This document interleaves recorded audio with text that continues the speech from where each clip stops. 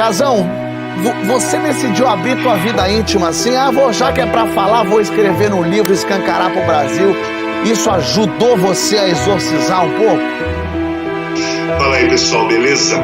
É o seguinte, esse livro é a continuação do primeiro, Casagrande e Seus Demônios. Que aquele livro eu conto toda a história do meu fundo do poço, do meu uso de drogas de anos, da minha internação de um ano para me tratar da dependência química.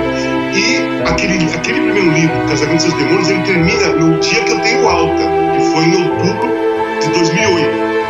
E esse livro é a continuação, porque é de outubro de 2008 até 2018. Porque assim, as pessoas pensam que um cara é internado numa clínica para dependente químico, fica um ano e tem alta, acabou o problema. Não é verdade.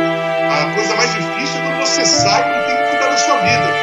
Então eu passei por muitas dificuldades de 2008 até o ano passado, patinando, encontrando pedras no caminho, tal, que deve ser contada porque a sociedade brasileira ela tem pouquíssimo conhecimento do que é dependência química. Muita gente não encara como doença, fala que o cara é vagabundo, o cara é viciado, o cara é um drogado, porque ele quer.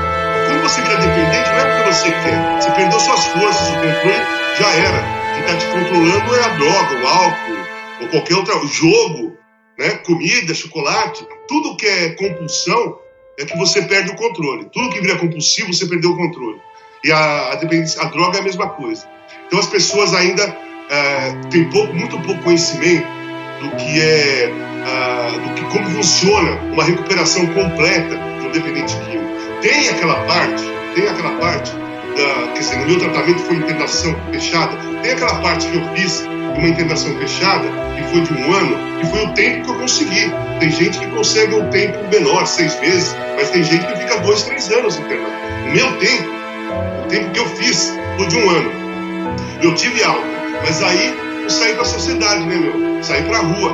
E aí eu tive um trabalho muito importante com a AT, né? Companheiras terapêuticas, as psicólogas, elas iam comigo em todos os lugares, inicialmente, por 2, 3 anos, até eu começar a ficar um pouco mais seguro e tomar conta da minha vida. E esse livro, eu conto isso, né? E aí, é óbvio, nesse meio todo, meus amigos do rock, Nazi, Rico Zambianchi, Branco, Nando, todo Paulo Micos, todo esse pessoal que fizeram parte da minha vida também, num momento difícil, que a gente curtia ali, eles estão contando como eu era, e o que eles viam, né?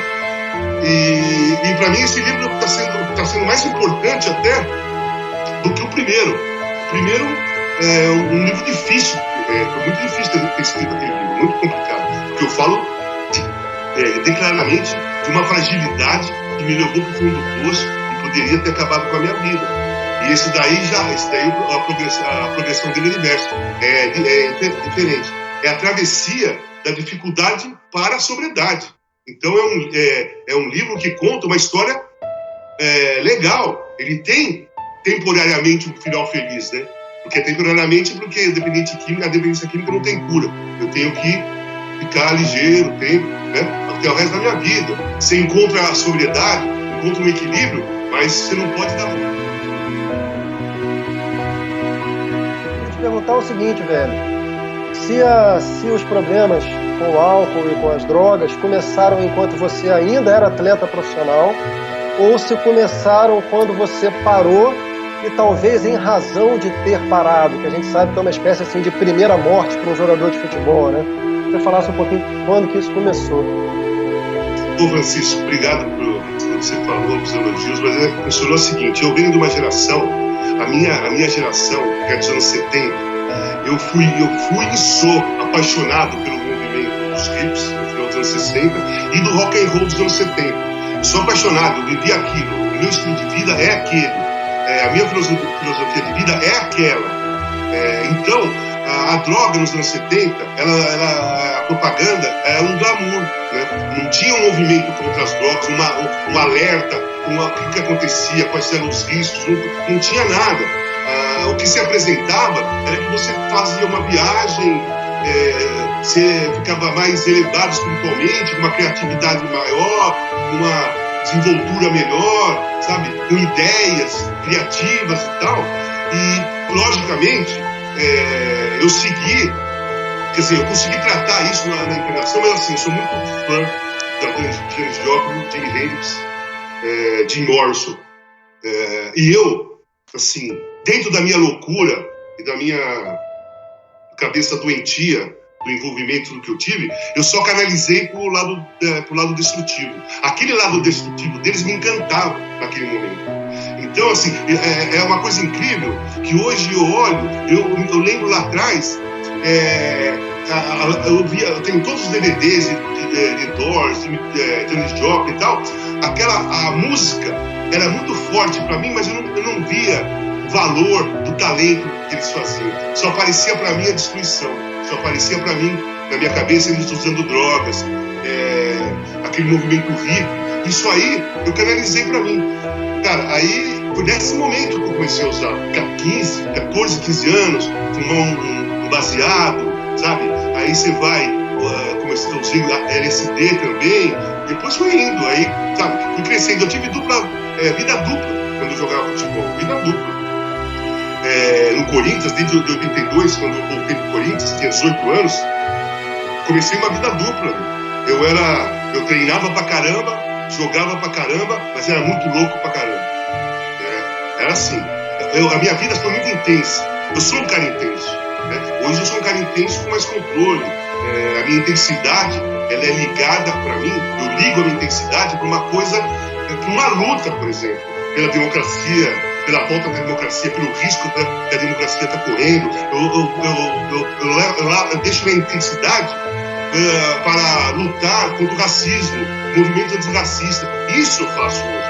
Mas naquela época, a minha intensidade era tão grande, eu era muito novo, que eu não conseguia separar a coisa. Eu era intenso 24 horas por dia em tudo que eu ia fazer. Então eu fui intenso também usando drogas. Fui muito intenso, né? E eu tive essa vida dupla que eu te falei, eu só fiquei parado de usar drogas, só parei de usar drogas na Itália. Eu fiquei 6 anos na Itália sem usar drogas, na família mesmo. Eu tinha um filho pequeno, depois nasceu outro filho, nasceu o terceiro na Itália também. Eu me dediquei totalmente ao futebol e à família. Quando eu voltei pro Rio, pro Flamengo, eu também, tranquilo, fui morar, minha família veio, fui morar no Rio de Janeiro, joguei no Flamengo e tal, tranquilo. Quando eu voltei para São Paulo, eu voltei pro meu ambiente, eu voltei pra minha história. E aí todas as coisas faziam na minha cabeça as lembranças de tudo que eu nasci. Eu nasci aqui. E quando eu parei, aí sim, aí foi perda de controle. Porque aí você não percebe. Eu sempre falei assim, quando eu parar, vai ser legal porque eu vou fazer tudo que eu quero. Vou parar, vou fazer tudo que eu quero. Quando eu parei, eu percebi que tudo que eu queria era usar droga. Aí foi um problema, porque eu falava que eu queria fazer tudo que eu queria, minha cabeça falava pra mim que tudo que ela queria era droga. Aí eu fui descendo a ladeira do poço, assim, de 97, 98, até chegar 2006, que aí já começaram os problemas ficarem graves, né? Comecei a ter overdose, tive uma overdose na frente do meu filho, depois eu tive uma internação de 40 dias, tudo ferrado, sabe? Depois eu saí da internação, mas não foi bem uma internação, foi 40 dias para tentar voltar ao normal. Eu fui afundando, cara, droga injetado, tequila, pó, tudo ao mesmo tempo, remédio, sabe? Foi uma coisa completamente descoordenada, que todos os psiquiatras que passaram por mim, o meu psiquiatra principal, que é o Dr. Pablo Roy, que é meu psiquiatra até hoje, que é o da clínica também, todos eles falavam para mim, cara, você só não morreu porque você é um ex-atleta. E você era um atleta de ponta e treinava muito. O seu físico de atleta realmente ajudou, então. E o meu coração era acostumado a ter batimento cardíaco alto. Porque eu jogava e treinava pra caramba, então meu batimento cardíaco era muito... Ele era acostumado assim.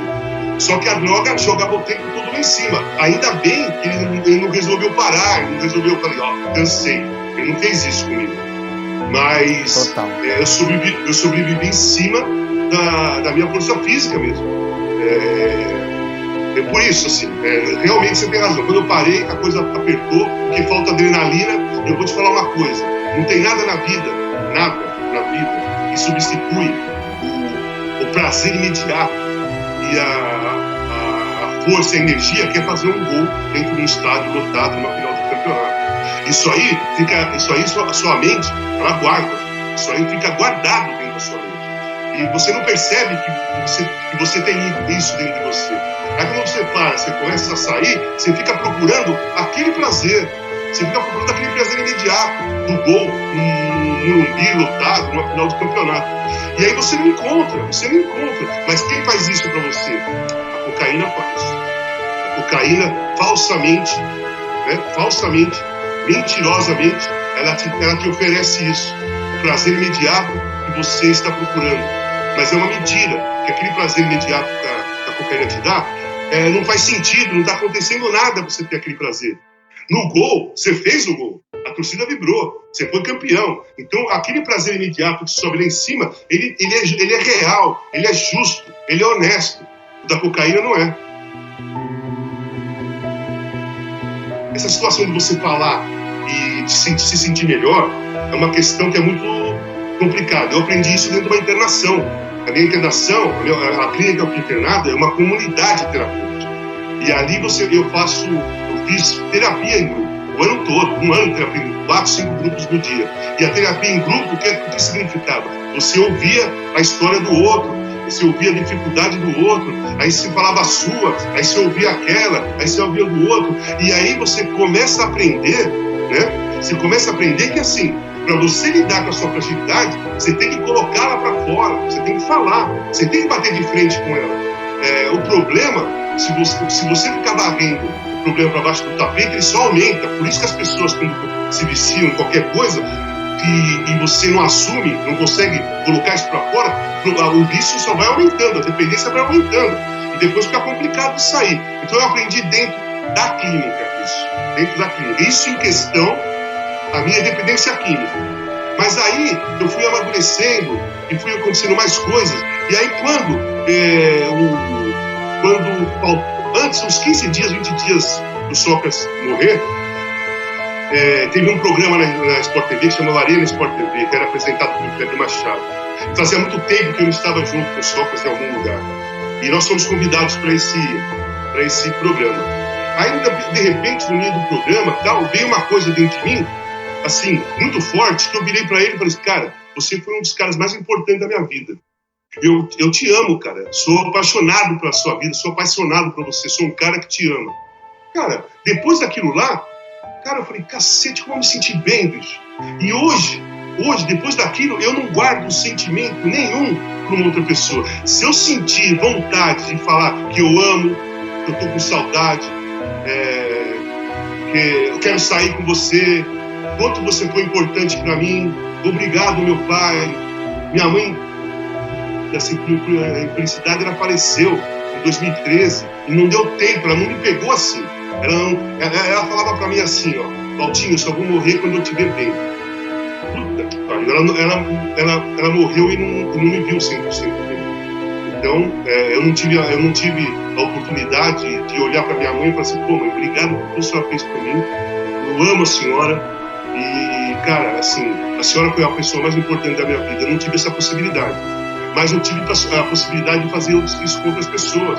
O Magrão, meu pai, com todas as pessoas que eu tenho vontade de fazer isso, sinto dentro do coração. Porque isso aí não é decidido racionalmente. Não é que eu penso assim, agora eu vou lá e vou falar que eu amo aquela pessoa. Isso não acontece assim. A espontaneidade do sentimento é que faz você fazer isso. Seu coração comanda. Né? O seu coração manda. Quando você fala das suas fragilidades, quando você assume que você é impotente perante a droga, por exemplo, quando você assume que vai falar com uma pessoa que você é apaixonado por ela, seja ela homem, mulher, sabe? O amor ele não vê gênero, cara. O amor não tem raça, o amor não tem raça, o amor não tem gênero, né? O amor não tem classe social. Né? O amor, eu acho que é uma das coisas mais democráticas que existe no ser humano. O amor, ele é amor. Você não fala, você não ama um grupo de pessoas assim. Se você ama de verdade, você ama a todos da mesma maneira, né? E é assim que eu me sinto hoje. Eu tenho um amor dentro de mim para todos.